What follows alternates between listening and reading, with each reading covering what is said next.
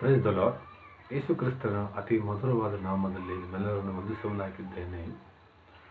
ನಿತ್ಯ ಜೀವವನ್ನು ಹೊಂದಿಕೊಳ್ಳುವುದು ಹೇಗೆ ಎಂದು ನಾವು ಈ ವಿಡಿಯೋದಲ್ಲಿ ತಿಳಿದುಕೊಳ್ಳೋಣ. ದೇವರ ವಾಕ್ಯವು ಈ ರೀತಿಯಾಗಿ ಹೇಳುತ್ತದೆ.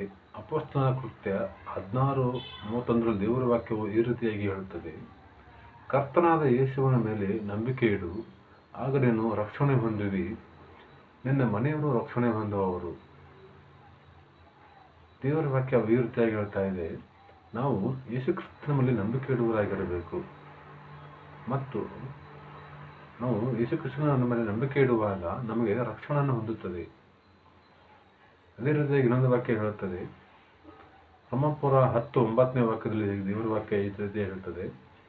ನೀನು ಯೇಸುವನ್ನು ಕರ್ತನೆಂದು ಬಾಯಿಂದ ಅರಿಕೆ ಮಾಡಿಕೊಂಡು ದೇವರು ಆತನನ್ನು ಸತ್ತವರೊಳಗಿಂದ ಎಬ್ಬಿಸಿದನೆಂದು ಹೃದಯದಿಂದ ನಂಬಬೇಕು, ಆಗ ನಿನಗೆ ರಕ್ಷಣೆಯಾಗುವುದು.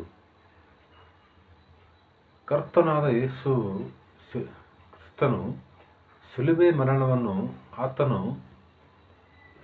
ಪುನರುದ್ಧಾನವನ್ನು ನಮ್ಮ ಹೃದಯದಿಂದ ನಂಬಿ ಯೇಸು ಕ್ರಿಸ್ತನ ಮೇಲಿರುವ ನಮ್ಮ ನಂಬಿಕೆಯನ್ನು ಕ್ರಿಯೆಗಳ ಮೂಲಕ ವ್ಯಕ್ತಪಡಿಸಿದರೆ ಮಾತ್ರವೇ ನಾವು ಪರಲೋಕಕ್ಕೆ ಸೇರಿಸಲು ಸಾಧ್ಯವಾಗುತ್ತದೆ.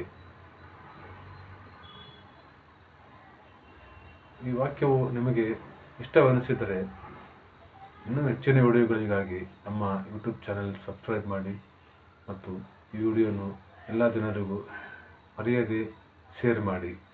ದೇವರು ನಿಮ್ಮನ್ನು ಧಾರಾಳವಾಗಿ ಆಶೀರ್ವದಿಸಲಿ. ಆಮೇನ್.